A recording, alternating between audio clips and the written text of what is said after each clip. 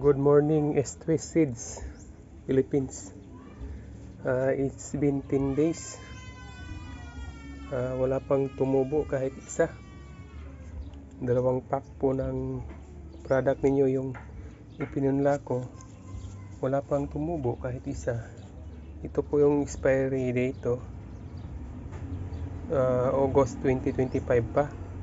Pero kahit isa, wala pong tumubo. Wala po talaga, 10 days na. Nabili ko ito is last year pa. Ngayon ko lang naipunla. Last year, November. Nabili ko. Ito, walang tumubo. Mga damo, tumubo ng damo. Yung damo. Yan o, damo.